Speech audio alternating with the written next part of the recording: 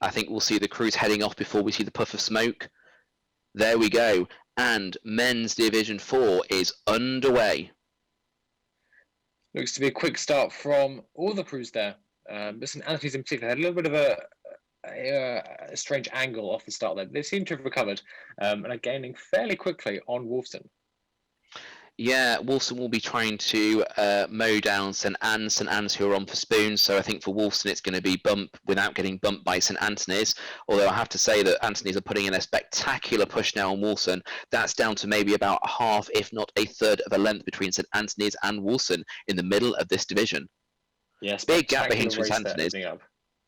Yeah, Green Templeton, race of their own. Behind that, Teddy Hall and Oriel, we said that was going to be one of the bumps that will probably happen. Actually, there was one fewer crew than I thought going on there. This is all getting quite tight at the... So St Anthony's are rowing away, so I think that Wolfson 2 have been bumped by St Anthony's. Meanwhile, Trinity pushing hard on St Catherine's. I don't know if we see a crew in front of St Catherine's. I would hope it would be Oriel 2. Cat's trying to bump out an Oriel 2. Teddy Hall, actually there's a big gap behind Green Templeton, so I think Teddy Hall will bump Green Templeton. So that is Blaze for Teddy Hall M2. Yeah, absolutely fantastic word there from Teddy Hall. I'll be pleased with that performance. But we can see there Green Templeton racing a race of their own more than anything. Yes, and I'm expecting to see at some point behind Green Templeton an Oriel 2 who are trying to hold off spoons. Interesting line there from Green Templeton, tucking into the bank. Not quite sure there's such a need for that. What's going on here? Cats are being chased by Trinity. I don't see Oriel anywhere, so it could be that Green Templeton had a shocker and may have actually managed to bump out on Green Templeton, or Oriel have banked it and actually both these crews have rowed past. They're not rowing and they just don't realise it. Final crew coming up, Hilda's, I think, probably going to row over a sandwich boat again today. Yeah, still really close now between Cats and Trinity as they enter the middle of the gut. Yeah, I think all these crews have learned from the divisions we had earlier on in the week. I saw a few races on Tuesday, especially, and absolute chaos erupting in the gut. So most of these crews have learned that perhaps the gut isn't the time to make the pounds, isn't the time to make the move.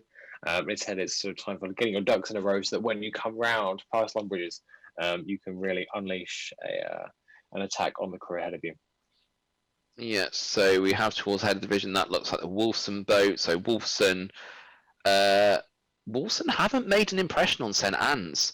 I mean, it is a Wolfson second boat and a St Anne's first boat. St Anne's on for spoons. Wolfson really not getting closer than about 3/4 of a length there between those two crews. I think St Anne's might actually avoid spoons and row over here as long as it can avoid disaster. Meanwhile, you've got Cats and Trinity exiting the gut. Cats will probably put in a push there because this is where the Cats boathouse is. You can see it now opening up to about half to maybe 2/3 of a length. But will Cats have enough energy in the tank to survive the prolonged attack from Trinity for the remaining 1,000 meters of this race? I know Trinity are starting to work to tire a little bit by the looks of it there, and it's a difficult position to be in behind the crew that you're chasing. You can't see your opposition, whereas for Cats, they've got all that motivation of watching that bow creep up on them and something to push away from.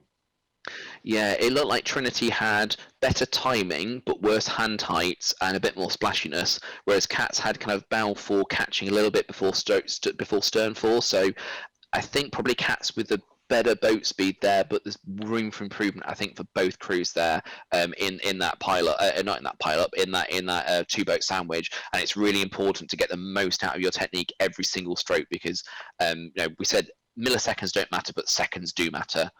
So let's zoom in and we see actually Cats are gaining on Green Templeton. That's maybe down to about a half a length between Cats and Green Templeton. I think this is a shot that we want to keep with, seeing the stern, the back where the cox is of the Green Templeton boat, and the bow of Cats. I think we'll want to watch that distance very closely indeed for the next 30 seconds or so. Will they bump? What do you think, Ed? I think it's entirely possible. I think if we assume that Oriel were on their bung at the top, that's a really huge distance that the Cats have made up, and it looks to me as though we're about to see a concession here from Green Templeton. Yeah, I think that's inevitable. Considering it, there we are. All the arms wavering. There we go. There we are. That's a concession from Green Templeton. A disappointing day for them at the office, but a fantastic day for Cats escaping Trinity and bumping Green Templeton themselves. Yeah, well, so either they've bumped Green Templeton or they could have bumped Oriel. What happened with Oriel 2, I'm not entirely sure. So who knows? But I think Cats definitely have bumped someone. I think that's undisputed. Who they've bumped is another matter. Indeed, indeed. A mystery which I'm sure we'll be able to shed some light on later on in the day. But Green Templeton looking slightly frazzled by that charge out of nowhere from Cats. And well, so Cats may have denied Trinity blades, but Trinity, I've got to say, are absolutely storming up this river. Cats and Trinity, long-time friendly rivals because we've all been around each other in the bumps charts, but they are gaining significantly on Green Templeton. They may not have enough river, but if Trinity can do this, they have made up 4 bung lines, so that's a bump over bump, double over bump. If they get and a crab from Green Templeton and a de-seating, if they get this, Trinity have triple over bumped Green Templeton, and this will be blades with a triple over bump.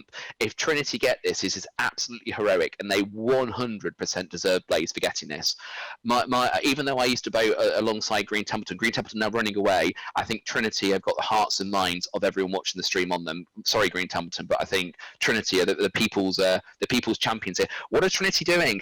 They need to be chasing Green Templeton and running to the other side of the river. Trinity really need to make a move here, otherwise the expert coxing from Green Templeton might have saved the day.